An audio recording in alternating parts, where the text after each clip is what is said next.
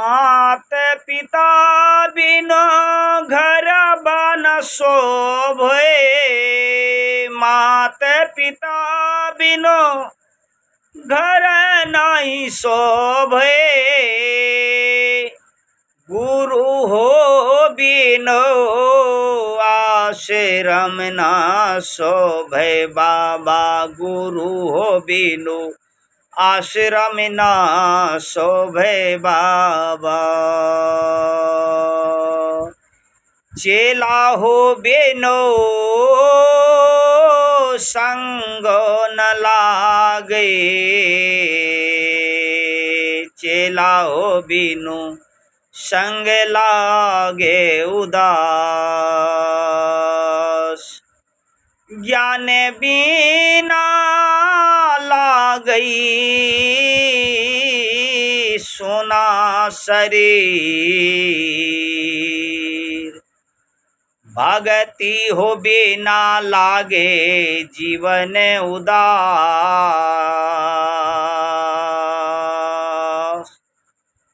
साधु संत बिना तीर्थ लागे उदास।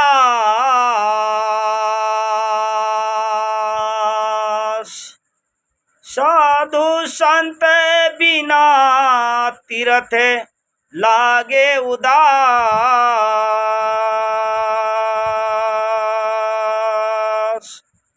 गुरु के हो ज्ञान बिना जीवन लागे अंधकार।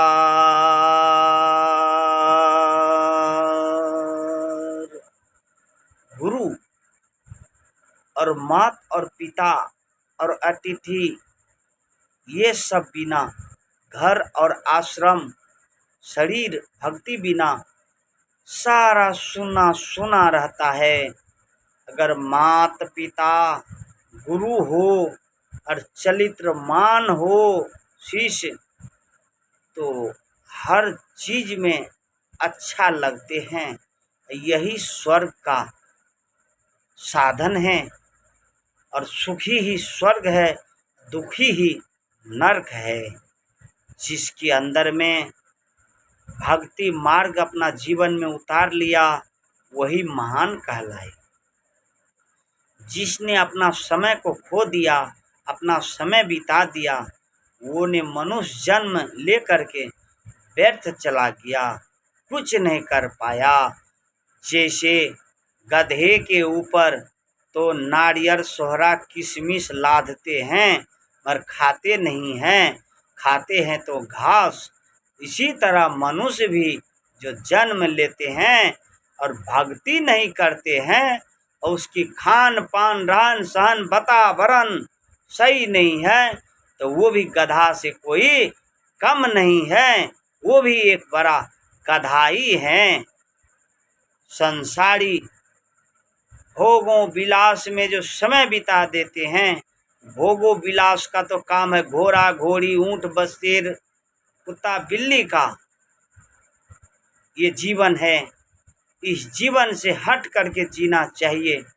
मन में संसार में तो आते हैं मगर गृहस्थ आश्रम कितने दिन के लिए होते हैं? 25 आचार का हो जाते हैं। अब 25 साल गृहस्थ आश्रम की, जब 50 पुर जाते हैं तो शादी विवाह करके और मन एकांत में कर लेना चाहिए और जीवन प्रभु परमात्मा के समर्पित कर देना चाहिए। यही कल्याण की बात है, यही कल्याण की बात है। और इससे आगे जो फंसते हैं तो दलदल में फंस करके स्वयं अपना प्राण छोड़ देते हैं और सुख की प्राप्ति कभी नहीं मिलती है। पैसे से सुख नहीं मिलती है, राजपाट से सुख नहीं मिलती है, राज गद्दी से भी सुख नहीं मिलती है। गद्दी होती सुख होते तो बड़े बड़े बुद्ध भगवान, विवेकानंद स्वामी, बड़े बड़े सुपत भगत रईदास, हमारे साहेब कबीर साहेब जी और राम जी सब गद्दी में चिपक जाते, सब गद्दी छोड़ दिए हैं। गद्दी तो एक रद्दी है, गद्दी तो अपना जीवन भक्ति का गद्दी है। जिसने भक्ति का गद्दी पा लिया उन्हें हर चीज़ को विजय पा लिया। जिसने गद्दी के पीछे पड़ा उसकी जीवन रद्दी हो गया, शाही बंदगी।